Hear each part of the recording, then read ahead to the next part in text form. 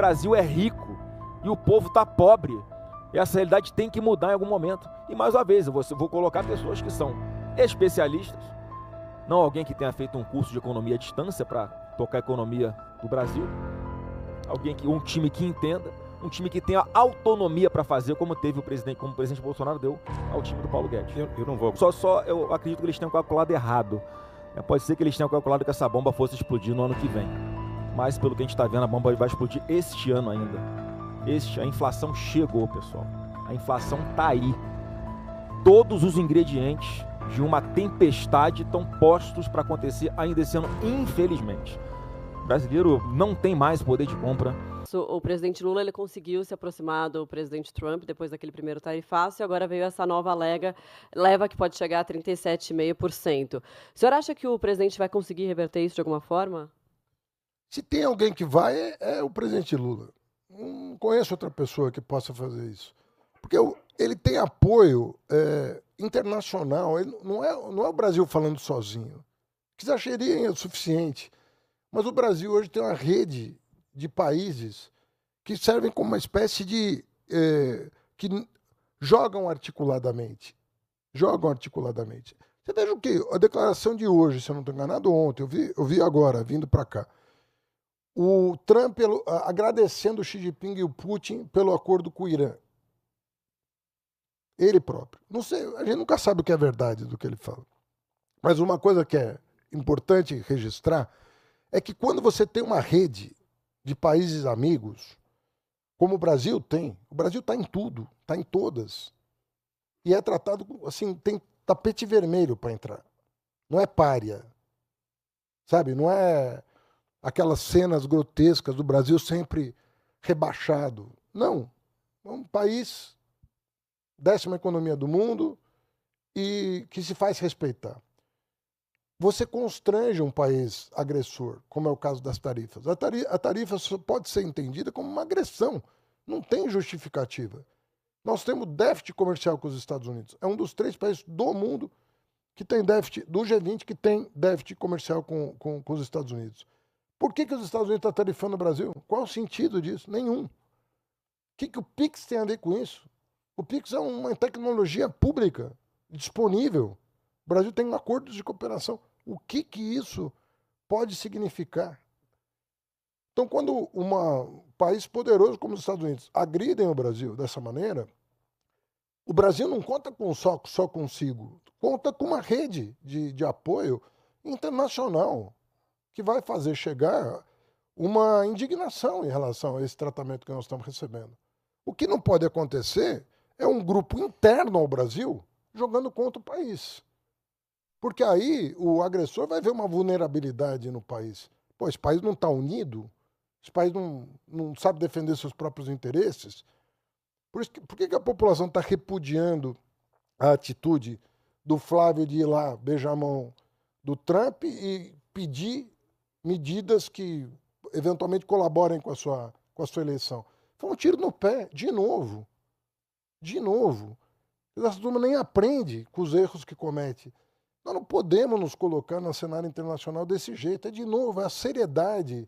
Esse país é grande demais para ter gente tão pouco séria, sabe, disputando espaço político. Nós vamos ter responsabilidade com esse país. Maurício, isso aí é a narrativa falsa, como sempre da esquerda, né? A mentira virou um método do PT. E a partir do momento que eu fui convidado para ir para os Estados Unidos, né, o presidente da maior democracia do mundo faz um convite a um pré-candidato. Eu não fui institucionalmente como presidente da República, que eu não sou ainda. E o pedido que eu faço a ele de classificar como terroristas Comando Vermelho e PCC, já que viraram organizações, né, que levam o medo coletivo, né, que impõem as suas próprias regras em diversas áreas que eles dominam em todo o Brasil. Mais de 25% da população, Maurício, vivem em áreas dominadas, né, por esses narcoterroristas, e lavam dinheiro aqui no Brasil e a sua atividade criminosa ultrapassa as fronteiras do Rio de Janeiro, de São Paulo, do Brasil e da América Latina. Portanto, é natural, não é, Maurício, que qualquer presidente que realmente queira combater essas organizações narcoterroristas se alinhe, faça pactos de cooperação com outros países, como fez a Argentina, como fez o Paraguai, né, como fez o Peru. Só não fez o Brasil, o México e a Venezuela. Isso é muito simbólico de o Brasil não estar participando do Escudo das Américas, por exemplo, né? Porque essa cooperação internacional é fundamental para sufocar, para asfixiar financeiramente essas facções, que é o que eu vou fazer a partir do ano que vem. Então, Maurício, eu fui pedir isso para ele, e incluindo, também pedi nas reuniões que eu tive lá, que não houvesse a tarifação das empresas brasileiras. Ainda falei assim, as empresas brasileiras são as mais taxadas do mundo pelo governo Lula. Nós temos uma carga tributária que está passando de 32% em relação ao nosso PIB. É sufocante, não tem como pagar. Se as empresas brasileiras fossem mais penalizadas ainda pelo governo americano, seria muito danoso para nós aqui no Brasil. Então, pedi que não houvesse isso expressamente. Ainda falei, olha, a partir de janeiro de 27, o Brasil terá um presidente da República que vai sentar nessa mesa de negociação de igual para igual, e vamos ver o que é melhor para as nossas empresas, para as empresas brasileiras, para as empresas americanas, para a nação brasileira, para a nação americana. Vamos chegar num bom termo, sem precisar botar tarifação, essas tarifas sobre a mesa, o Maurício. E mais, ainda reforcei depois um pedido com uma carta diretamente ao secretário de Estado, Marco Rubio, falando exatamente isso, que não havia essa necessidade e que não seria justo que isso acontecesse. Agora, a única pessoa que quer tarifa no Brasil é o Lula, porque ele acha que ele vai ter um benefício eleitoral com relação a isso. Se as empresas forem tarifadas, vai querer jogar na conta de outra, do Bolsonaro.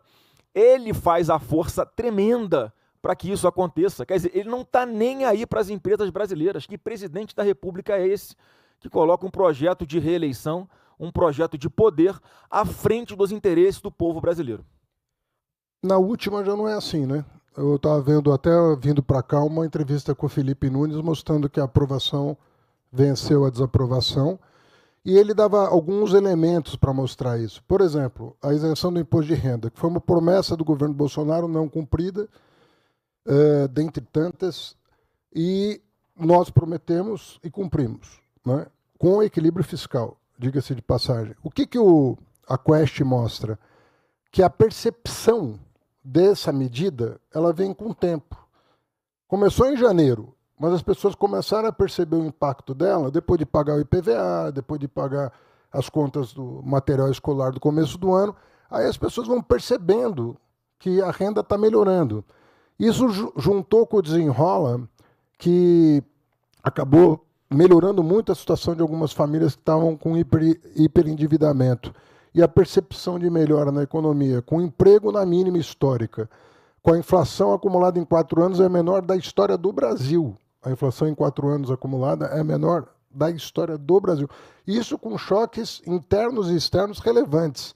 Inundação no Rio Grande do Sul, guerra no Estreito de Hormuz, guerra da Ucrânia com a Rússia, coisas importantes acontecendo e ainda assim a inflação de 4 anos é a menor da história do Brasil. Menor desemprego da série histórica. O crescimento acumulado, esse ano ninguém acreditava que a economia ia crescer, ela vai crescer de novo. Mais do que a média dos 8 anos anteriores. Nós vamos fechar aí provavelmente com 11 e poucos por cento de crescimento em 4 anos. Desde 2010 não acontece um crescimento em 4 anos semelhante ao que está acontecendo agora. Favorável, Maurício, era uma promessa de campanha também do presidente Bolsonaro. A única diferença é que com o Bolsonaro certamente você teria uma compensação de abrir mão dessa receita, quando você eleva o patamar aí da isenção do imposto de renda para R$5.000. Ou seja, com o Bolsonaro você teria de onde tirar, sem precisar aumentar ou criar impostos, né? E o atual governo faz o contrário, ele esfola o público brasileiro, o contribuinte brasileiro com elevadíssima carga tributária para poder, né, cumprir essa promessa de campanha. Então, sou favorável. Agora, um governo que, por exemplo, regulamentou as bets. Um governo que regulamenta as bets para deixar o povo ainda mais endividado. O governo Lula enrolou as pessoas em dívidas, precisou fazer 2 desenrolos, está no segundo desenrolo em apenas 3 anos. Somadas as dívidas de quem está devendo no Brasil, são mais de 500 bilhões de reais, e ele faz um desenrolo de 4,5 bilhões, quer dizer, não vai dar para absolutamente nada, as pessoas vão ficar mais enroladas ainda. Como é que você desenrola essas pessoas? É fazendo, né, com que as despesas caibam dentro das receitas, você ter um equilíbrio fiscal de verdade, não esse calabouço fiscal que eles implementaram aí, que não serve para praticamente nada. Tem 200 bilhões de reais sendo gastos fora do arcabouço fiscal para um projeto de poder. Isso aumenta a inflação. É essa taxa de juro que é usada para atualizar a dívida de quem está nos assistindo. Hoje, Maurício, se você tem mais de 80% das famílias brasileiras endividadas, 54% delas estão inadimplentes. Já não estão conseguindo pagar. De verdade, o povo brasileiro está parcelando arroz e feijão no cartão de crédito. Qual o legado que o Lula está deixando para o Brasil? É o legado de desespero, de desesperança, de fome, de dívida, de violência. Qual a lógica de se pensar em dar uma quarta oportunidade, um quarto mandato para alguém que teve 3 mandatos para fazer e não conseguiu fazer? O Lula não está preocupado com o futuro do Brasil. Eu estou. Eu estou preocupado com as próximas gerações. Eu tenho responsabilidade. Eu tenho 24 anos de vida pública que eu vou usar essa habilidade que Deus me deu e reconhecida por muitos de trabalhar a política dentro do Congresso, relacionamento com as instituições, para poder aprovar essas medidas que vão ser necessárias, mudar a legislação, mudar a Constituição Federal, para poder botar o Brasil no trilho de novo. Acontece, com o presidente Bolsonaro, houve uma necessidade de ele antecipar o nome dele para o Ministério da Economia para que todos tivessem uma clareza de qual era o norte que o Brasil seguiria num possível mandato dele. Então trouxe para mim o Pelé da economia, que foi o Paulo Guedes, mas antecipou bastante. O Lula, o que ele faz? Ao contrário. Ele, como todo mundo sabe que se ele anunciasse o nome antes, ele nem se elegeria, ele esperou passar a eleição para poder anunciar o nome dele para a economia, né, que foi o Haddad. Aliás, o Haddad, o Maurício, deve estar torcendo muito para a minha eleição, sabia? Eu acho que ele vai acabar votando em mim, porque a bomba fiscal que ele está deixando para o próximo governo, ele sabe que o próximo governo não vai conseguir desarmar. Vai precisar de um time de estrelas ali dentro do Ministério da Economia, da Fazenda, do Planejamento, pessoas comprometidas com o país, com um controle fiscal rigoroso. Então eu suspeito que ele sabe do problema que está por vir o Brasil, eu acredito que eles tenham calculado errado. Pode ser que eles tenham calculado que essa bomba fosse explodir no ano que vem. Mas, pelo que a gente está vendo, a bomba vai explodir este ano ainda. A inflação chegou, pessoal. A inflação está aí. Todos os ingredientes de uma tempestade estão postos para acontecer ainda esse ano, infelizmente. O brasileiro não tem mais poder de compra. O Lula gastando mais de 200 bilhões de reais fora do arcabouço fiscal, única e exclusivamente para tentar enganar o povo brasileiro mais uma vez, dando bondades, dá o auxílio gás, mas o povo não está com dinheiro para comprar comida para botar em cima do fogão e comer. Os 600 reais não compram, não enchem mais o carrinho como enchiam antes. A carga tributária no Brasil passando de 32% do PIB. A média na América Latina, 21,5%. O povo está sufocado de tanto pagar imposto. Não tem nenhuma tábua de salvação que você enxergue no curto ou no médio prazo, que vai tirar o Brasil dessa situação, a não ser um corte drástico das despesas e um reequilíbrio das nossas contas, mas acho que a gente vai falar um pouquinho sobre isso mais para frente. Eu vou perguntar agora, na verdade, o que o senhor pretende fazer para desarmar essa bomba? Olha, Maurício, não tem outro caminho a não ser a gente fazer algumas reformas que são estruturantes, enxugar drasticamente as nossas despesas. Hoje nós temos 39 ministérios, isso tem que ser enxugado urgentemente. Não dá mais para ficar nessa corrida do gato correndo atrás do rabo, em que o governo aumenta a carga tributária, cria novos impostos, aumenta os impostos que já existem, para continuar gastando mais, porque essa irresponsabilidade fiscal, quem mais sofre é o povo pobre. Isso já está resultando em inflação. Isso afastou os investimentos em empreendimentos que fossem gerar empregos aqui no Brasil, porque é inviável, é quase uma burrice hoje no Brasil você tentar abrir um negócio. Nós temos mais de 20 milhões aí de pequenos negócios, microempresa, microempreendedor individual, pessoas que não conseguem mais tomar financiamento para nada, uma taxa de juro absurda, 15% da Selic, mas mais de 10% a taxa de juro real. Gente, essa é a segunda maior taxa de juros do mundo. Nós só perdemos para a Rússia, que está em guerra há 3 anos. Olha que ponto chegou o Brasil. Quem é que não está se indignando com isso? Uma irresponsabilidade sem tamanho. Vai explodir essa bomba no colo do mais pobre. De novo, vai ter que sobrar para um governo de direita arrumar a casa. Mas nós vamos fazer, a gente tem que criar uma espécie de mecanismo que, quando a relação dívida-PIB ultrapassar esse determinado patamar, gatilhos automáticos vão ter que ser acionados para cortes drásticos de despesas. Não tem outro caminho.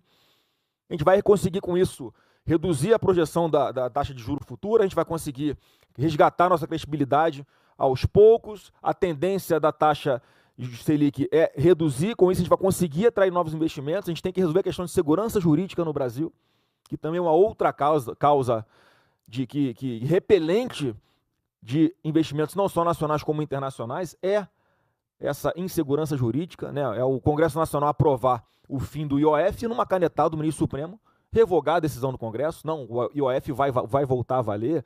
Olha quantas obras de infraestrutura o Brasil tem que estão paralisadas por decisões monocráticas, muitas vezes, ou judiciais, de projetos que são bons, projetos de ferrovias, projetos de rodovias.